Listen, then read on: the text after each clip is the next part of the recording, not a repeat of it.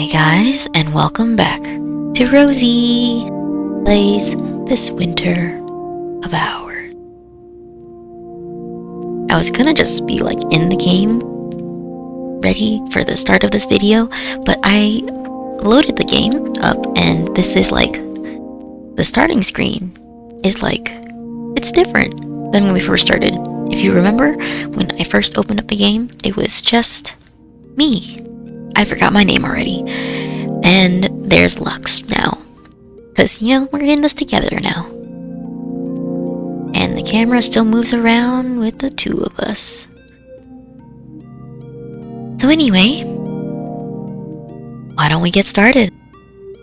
Load. Dreams and Desserts, Day 7. Oh, there we go. That feels better, doesn't it? Geez, you should really be more careful. Lux, is this really you? You look a little different. Then again, that's what makes you so cute. Oh gosh, I don't remember their voices at all. But how do I do a fake Lux voice when I don't remember Lux's voice? Anywho, huh? You don't like it when I call you cute? Then I'll call you cute again. Cute as a button you are. Now come here. She pulls me in close, wrapping her arms around me. I can feel her heartbeat against my cheek. We can't stay like this forever, so let's make this moment last. This moment? Huh? What the heck? Day 7 Dreams and Desserts. What the heck? Lux tenses up for a moment, eyes wide and fingers curled, before relaxing once she realizes it's only me yelping myself awake. Okay, I thought that was a dream. You got me there for a second. Lux lets out a sigh of relief. Good morning. Good morning, Lux. Sorry for startling you. Delia, that's her name. Lux doesn't seem bothered by the name I've given her anymore, but she does tilt her head inquisitively. Did you have any weird dreams? Weird? Oh, that was definitely weird, but it's also way too embarrassing to admit dreaming about. How would I even tell her about that dream?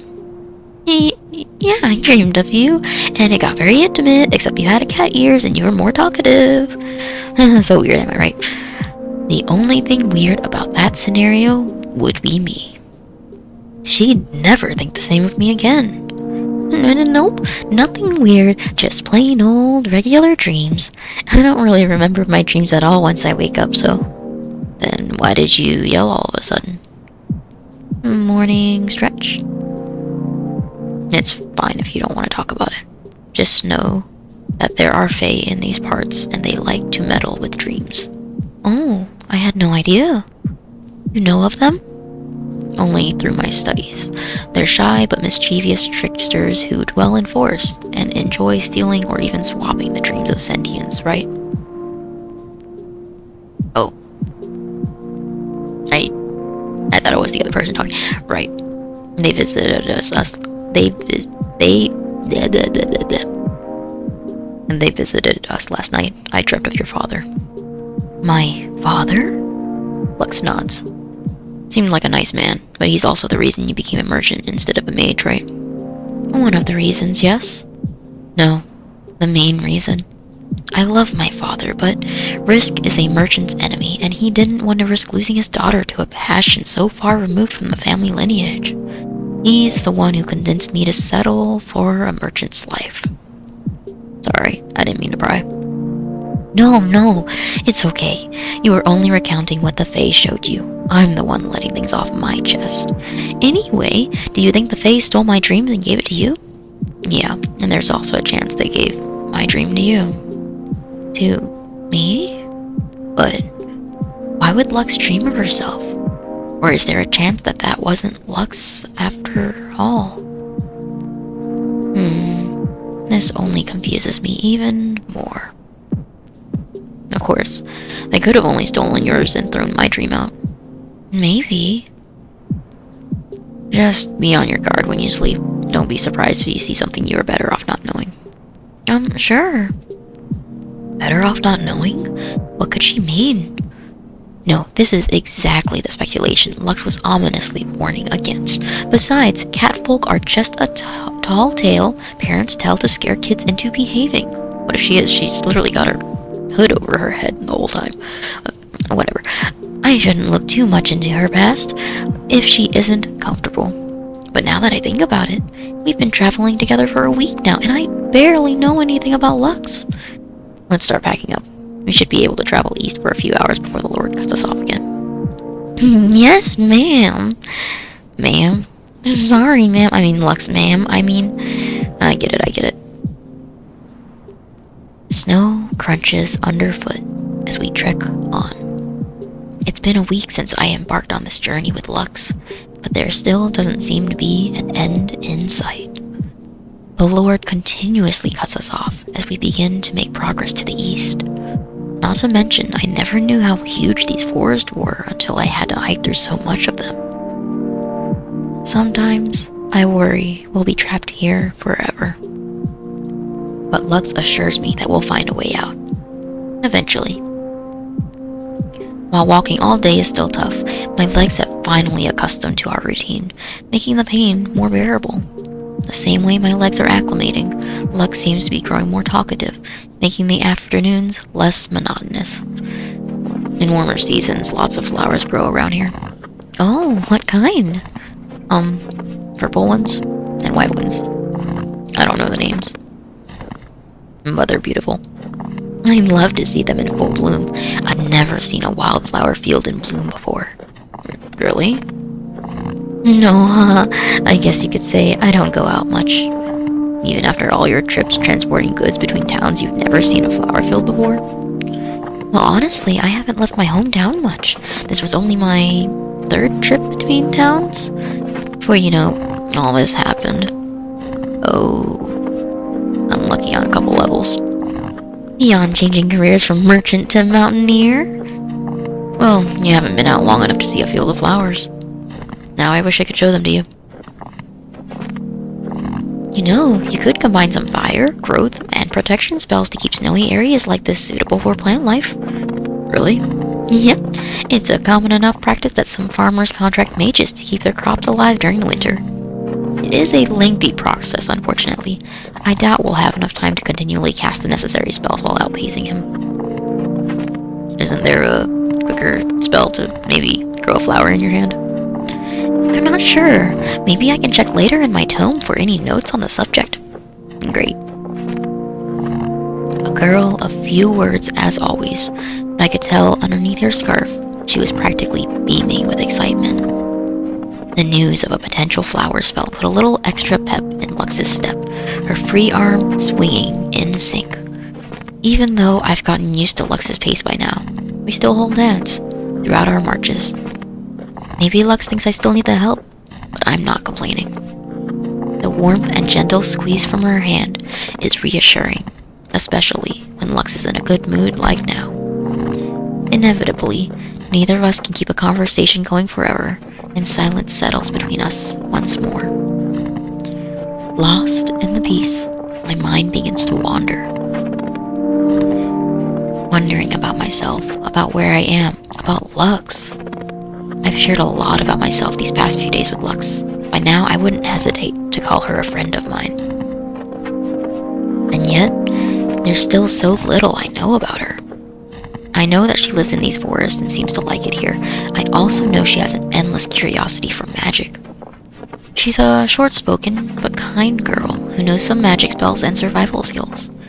And that's about all I know of her. I don't know if she has any interest beyond magic.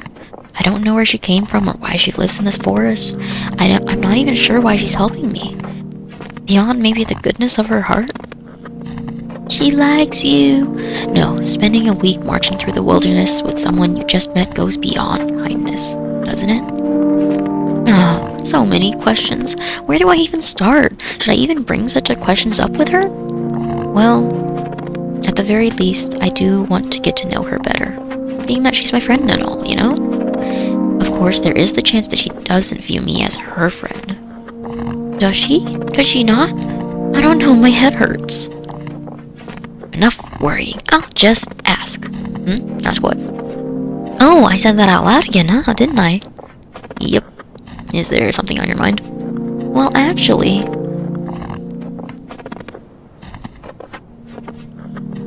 How was it like growing up here?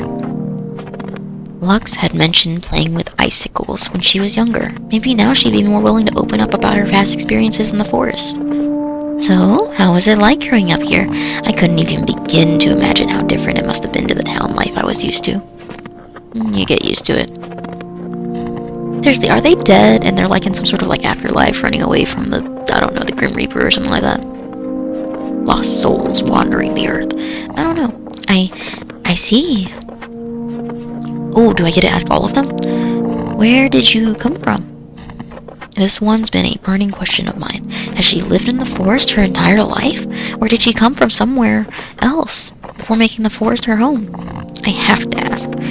So, Lux, can I ask you, where did you come from? No. Oh. I guess that's my bad for phrasing the question like that. You've been very nosy all of a sudden. I don't appreciate it. Sorry, I'll stop asking those kinds of questions. So, what's your favorite color? Is it purple? You seem to have a lot of purple on you. So, you better not be prying into my past again. No, I swear I won't do that anymore. I just wanted to ask. Lux shoots me a glare, causing me to choke on my words. Go on. What's your favorite color? I've never thought about that. That's it? That was less insightful than I had hoped. My turn. What's gotten into you? Why do you suddenly care so much about my past? I'm sorry, I didn't mean to offend you, or worse. That didn't answer my question. Lux, I can feel a lump forming in my throat, alongside a sense of helplessness. I'm sorry. I'm so stupid. I pushed her into a corner with questions that crossed the line. Don't cry. I'm sorry. I let out a sniffle, barely able to look Lux in the eye. I'm sorry for crying, and those questions. Don't apologize, really. It was my fault. I always tried avoiding talking about my past. I never told you how much of a touchy subject it was to me. So, sorry for making you cry. But please, for your sake, please don't ask about my past. Okay. I was asking because I just wanted to get to know you better, as a friend. I'm sorry, I didn't know. The silence is much more uncomfortable now, like a rushing river, now frozen. I didn't mean for things to end up like this. But now that the mood's been soured, I don't know how to recover. Does Lux want to talk anymore? Does she even want to listen to me? Hey. You first. No, please, you first, I insist. Oh, well, I was thinking. I know I don't talk much about myself. There's some things I can't touch on, but others are fair game. I should do a better job letting you know which is which. Oh, they're communicating. Or, what's the difference between something I don't have much to say on, or something I won't have much to say on? Does that make sense? I stare in awe for a moment at Lux's sudden trust in me. Hello? Yes, it does make sense. So, I could start now by sharing a little bit about myself, since we're friends. She said the thing, we really are friends. No, please do tell. Crying pear. Why did I say it like that? A crying pear, roasted over a fire. It tastes cozy. That's my favorite treat for the winter. At least whenever I can get my hands on them. I've never found them in the wild, so I don't think they grow around here. I only really get them when I go into town. You go to town? Sorry, ignore that, I was just curious. No, that's fine. I've been to a town before. That's all I can say. That's fine. Crying pears, huh? They're an interesting fruit. Sweet, but almost bitter. I was never fond of the texture of them raw, but maybe they're better roasted. But what's strange is that they should grow around here. They're not that uncommon. Better yet, I think they can survive the winter. Maybe she just hasn't seen them. Lux! Oops, too loud. Do you know crine pears grow? Do you know how crine pears grow? No. Underground. I'm not a farmer, but it probably looks kind of like wheat at first glance. So if you didn't know, you've probably just been walking right past it. Lux holds her face in her hands. That explains it. I'll have to look for some in the warmer months. Thank you. It's nothing. Now I wish we could eat some now. I may have an idea. If I recall correctly, they're pretty resilient and can survive in the cold here. It's just a matter of uncovering them. We don't have time for that. Unless we use Agilao to melt some snow around us as we walk. You might need a rest sooner, but what do you say? Yes. I mean, sure. We could try that. Now, how did we manage to cast Agilao again? We had practiced casting minor spells since that night, but Agilao had proven to be a surprisingly fickle spell for the two of us. Still, we had at least a couple more hours of daylight to kill. So long as we didn't something. Imagine a fire. Imagine a fire. I fidgeted around with Lux's hand as I tried to maintain a proper grip. Digits interlocking, wrapping around her knuckles with the tips of my fingers. Our palms laying flat against each other, slowly swaying with each step of ours. Without thinking, I gave hers a little squeeze. Is this part of the casting ritual? No, sorry, I was just trying to figure out if our hand-holding was off. Was it?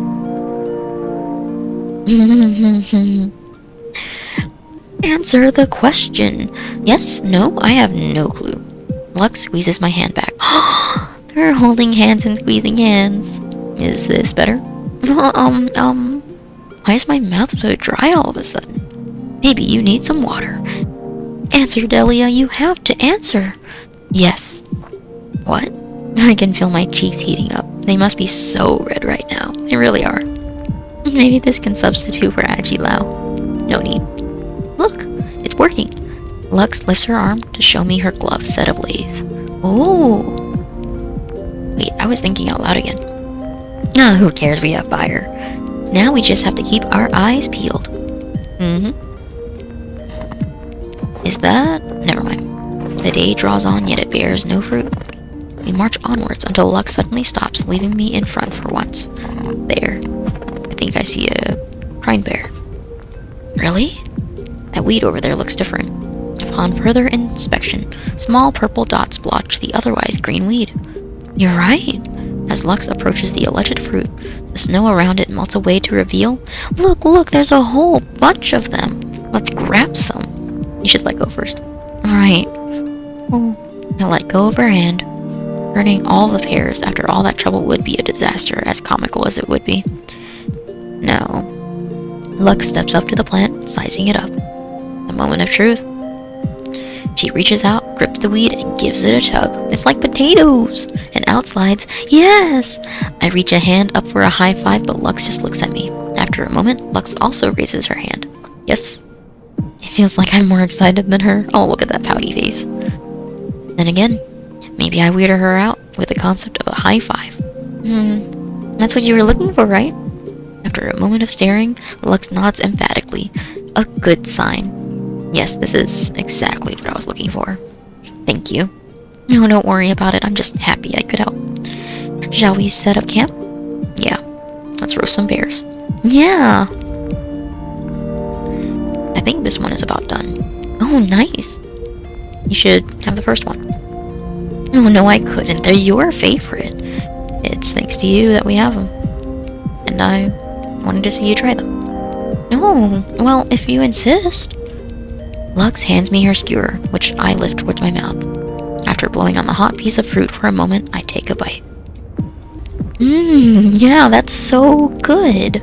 The smoked flavor goes really well with the sweetness. It almost tastes like the inside of an apple pie, but kind of better. I'm glad you liked it. Say, you're smiling right now, aren't you? Under your scarf, I mean. And if you aren't gonna answer, that means I'm right, right? Not answering. You should take the rest of this one. I'll eat the next one that's ready. Sure. Lux takes the rest of the pear and digs in. As she takes her first bite, she closes her eyes as she chews. I wonder what she's thinking. After a couple more bites, Lux finishes off the fruit and looks at me. Thank you. I really enjoyed this. Oh, well, I'm glad you liked the fruit. It means all our efforts were worth the effort. Wait.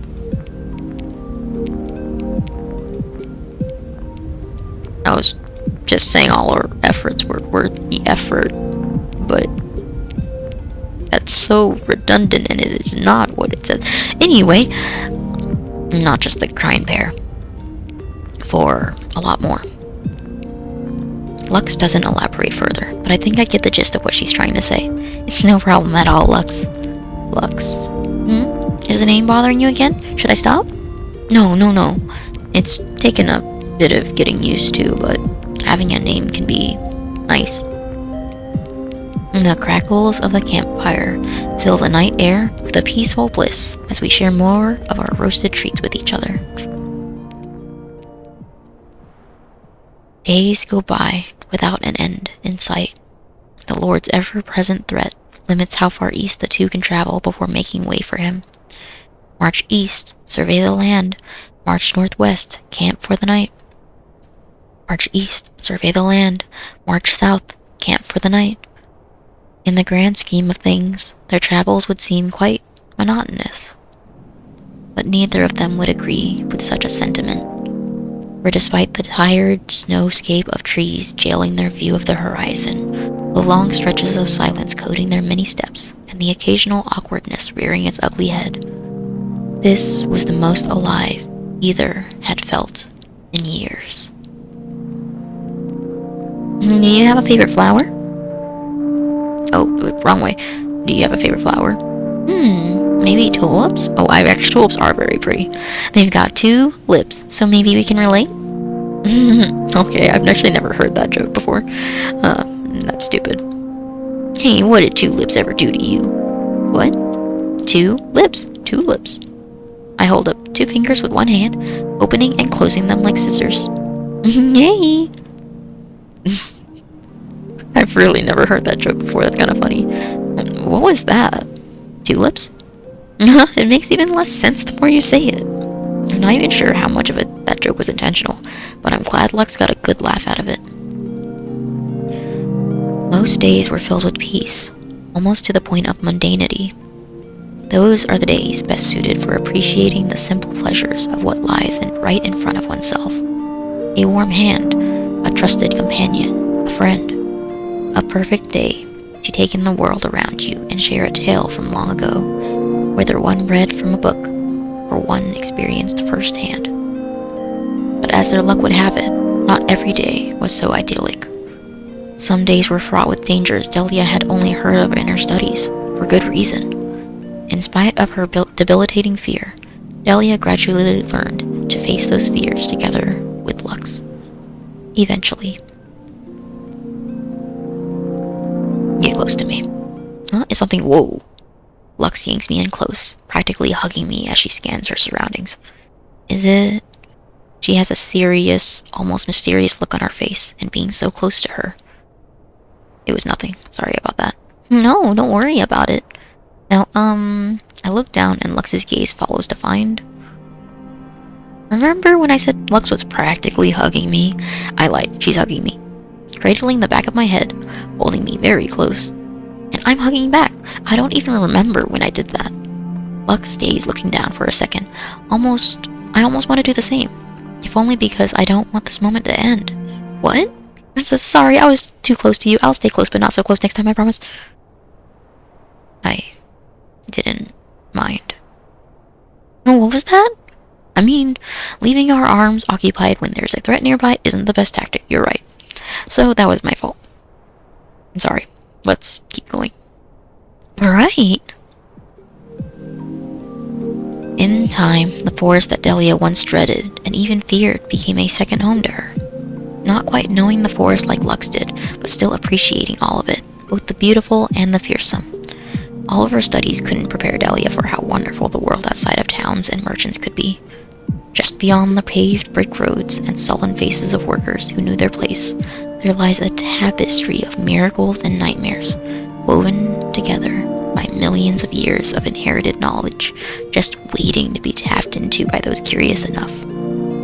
Delia was eager to learn every bit about that world, and Lux was just as eager to show her. Come on, I know a good spot around here. A good spot for what? You'll see. Soon enough, Lux leads us to a clearing with a sizable hill in the center. Are we gonna camp here for the night? Yep, but don't set up the fire yet. There's something I want to show you. As Lux finishes her sentence, she leans back until she falls back first onto the snow. She pats the ground near her, signaling me to join her. That was actually really funny to watch her just fall backwards into the snow. Once I meet her on the ground, I look up to find, is it the Aurora Borealis? Or just the stars? The moon? The full moon? Oh, that's pretty. Wow. All this time together and we never had a chance to sit together under the stars like this. The trees usually block all of this, but not here. I used to go out finding places like this. Sitting here under the stars. So far away, yet so everywhere. I could never get a view like this back in my hometown.